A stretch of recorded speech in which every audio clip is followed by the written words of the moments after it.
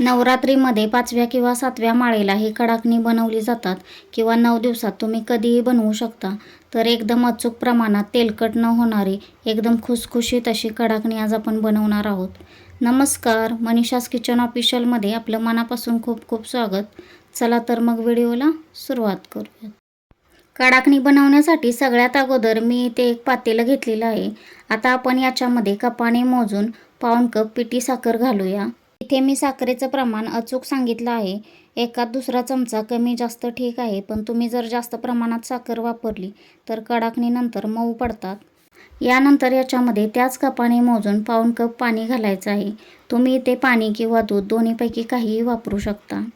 आता इथे एकसारखं हलवत ही साखर आपल्याला विरघळून घ्यायची आहे. 1 ते 2 मिनिटांमध्ये लगेच साखर विरघळून होते. तर हे बघा, आपली साखर इथे विरघळलेली आहे. आता इथे मी कपाने मोजून 2 कप मैदा घेतलेला आहे. हा मैदा आपल्याला चाळून घ्यायचा आहे. आता त्यानंतर इथे मी कपाने मोजून अर्धा कप रवा घेतलेला आहे. तर हा आता रवा पण याच्यामध्ये घालूया. यानंतर इथे मी चवीपुरतं थोडंसं मीठ घालत आहे. हा गोड पदार्थ आहे, याच्यामध्ये जास्त मीठ घालायचं नाही, पण थोडंसं मीठ घातल्यामुळे याला चव खूप छान येते. यानंतर इथे मी 2 चमचे कडकडीत तेलाचं मोहन घातलेलं आहे. तर तेल एकदम कडकडीत गरम करायचं आणि त्यानंतर हे तेलाचं मोहन याच्यामध्ये घालायचं. लक्षात ठेवा, आपल्याला 2च चमचे मोहन घालायचं आहे. जास्त मोहन जर घातलं तर आपली कडाकणी तेलकट होऊ शकतात. सुरुवातीला हे चमच्याने मिक्स करून घ्या, कारण मोहन खूप कडकडीत गरम असतं, त्यामुळे हाताला चटका लागू शकतो. यानंतर हे थोडंसं थंड झाल्यानंतर अशा प्रकारे हातावरती चोळून सगळ्या मैद्याला हे तेल व्यवस्थित लावून घ्यायचं आणि तुम्ही बघू शकता अशा प्रकारे मूठ वळायची. ही मूठ वळली गेली की समजायचं आपलं मोहन एकदम व्यवस्थित लागलेलं आहे. आता याच्यामध्ये आपण बनवून ठेवलेलं साखरेचं अर्धं पाणी घालायचं आणि नंतर हे पीठ मळून घ्यायचं. सुरुवातीला अर्धं पाणी घालायचं, त्यानंतर थोडंसं पाणी घालायचं आणि हे पीठ व्यवस्थित मळून घ्यायचं. पीठ मळताना हे आपल्याला सैलसर मळायचं आहे. जास्तच सैल किंवा जास्तच घट्ट मळायचं नाही, कारण आपण याच्यामध्ये रवा घातलेला आहे. हे 1-1.5 तास पीठ भिजल्यानंतर हा रवा फुगून आपोआपच पीठ घट्ट होतं. त्यामुळे मळताना हे पीठ थोडंसं सैलच मळायचं आहे. तुम्ही बघू शकता मी अशा प्रकारे हे पीठ मळून घेतले आणि याच्यातलं 2 चमचे पाणी शिल्लक राहिलेलं आहे. तर हे पाणी असू द्या, नंतर जर आपल्याला गरज वाटली तर याच्यातलं थोडंसं पाणी आपण वापरू शकतो, पण याची गरज लागणार नाही. हे पीठ आता नंतर बरोबर होईल. आता हे पीठ आपण झाकण ठेवून 1-1.5 तासासाठी भिजायला ठेवूयात. तर हे बघा, इथे मी हे पीठ 1.5 तास भिजायला ठेवलं होतं. यानंतर आता आपण हे झाकण काढून तुम्ही बघू शकता अशा प्रकारे हे पीठ झालेलं आहे. आपण याच्यामध्ये रवा घातलेला होता, त्यामुळे हे पीठ एकदम घट्ट झाले. तर आता याच्यावरती 2-3 थेंब तेलाचे टाकायचे आणि त्यानंतर 4 ते 5 मिनटं हे पीठ व्यवस्थित मळून घ्यायचं. त्यामुळे पीठ आपलं थोडंसं मऊ होईल.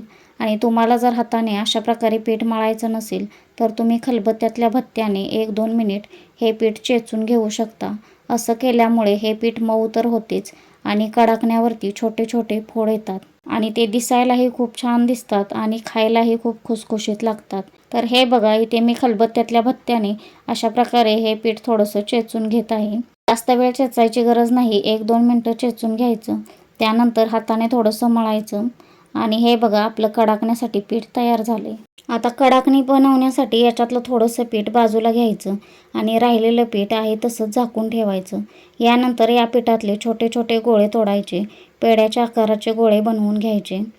तर हे बघा, इथे मी अशा प्रकारे गोळे बनवून घेत आहे. आपल्याला जास्त गोळे बनवायचे नाहीत, 10-12 गोळे बनवून घ्यायचे. तेवढेच कडाकणी लाटून घ्यायची, नंतर ती तळून घ्यायची आणि परत राहिलेली दुसरी बनवायची. असं केल्यामुळे आपण बनवलेली कडाकणी वाळत नाहीत किंवा सुकत नाहीत. तर हे बघा, इथे मी अशा प्रकारे 10-12 गोळे बनवून घेतलेले आहेत. तुमच्या जर मदतीला दुसरं कोण लाटून देणारं असेल तर मग तुम्ही एकसारखे लाटून एकजण तळून घेऊ शकता. तर हे बघा, इथे 10-12 गोळे बनवून झालेले आहेत. आता आपण कडाकणी लाटून घेऊया. हे पीठ घट्ट असतं, त्यामुळे हे असंही लाटलं जातं, पण याच्यामध्ये साखर असल्यामुळे हे पळपाटाला चिटकू शकतं. तर हे बघा, अशा प्रकारे हा गोळा पहिल्यांदा मैद्यामध्ये बुडवून घ्यायचा आणि त्यानंतर ही कडाकणी अशा प्रकारे लाटून घ्यायची. तर हे बघा, इथे अशा प्रकारे एकसारखी पातळ कडाकणी लाटून घ्यायची आहेत. आपण जसं पापड लाटतो अशा प्रकारे ही कडाकणी लाटून घ्यायची आहेत. कडाकणी एकसारखी आणि डिझाईनची येण्यासाठी बाजारामध्ये साचा भेटतो, त्याच्याने जर कडाकणी बनवली तर ती एकसारखी आणि डिझाईनची होतात. पण माझ्याकडे साचा नव्हता, तर हे बघा मी ते डब्याने हे अशा प्रकारे कट करून घेत आहे. तुम्ही पण तुमच्याकडे जर साचा नसेल तर डब्याच्या झाकणाने किंवा डब्याने अशा प्रकारे ही कडाकणी कट करून घेऊ शकता. तर हे बघा इथे मी दुसरं कडाकणं पण लाटून दाखवत आहे. तुम्हाला दाखवण्यासाठी मी इथे डब्याच्या झाकण्याने एक कडाकणे कट करून घेतलेले आहे, पण मी दुसरी कडाकणी कट करणार नाही. एकसारखे गोळे जर बनवले तर कडाकणी सगळी एकसारखीच होतात, त्यामुळे कट करायची गरज नाही. आता इथे मी तेल गरम करायला ठेवलं होतं.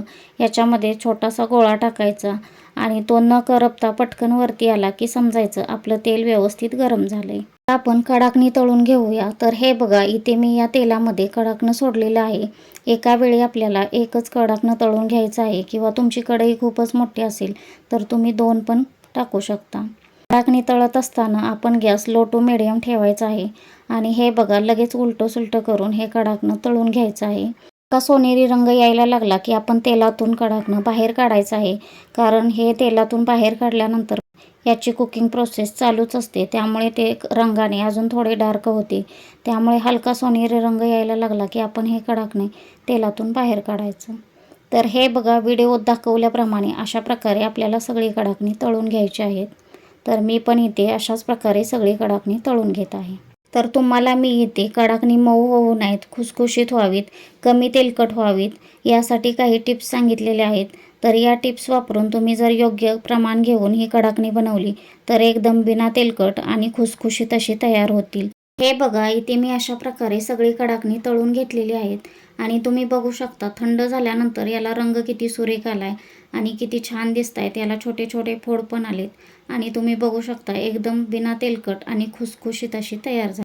तर तुम्हाला ही कडाकण्याची रेसिपी कशी वाटली मला कमेंट करून सांगा. आवडली असेल तर लाईक करा, शेअर करा आणि हो चॅनलला सबस्क्राईब करायला विसरू नका. परत भेटूया अशाच एका नवीन रेसिपी बरोबर. धन्यवाद.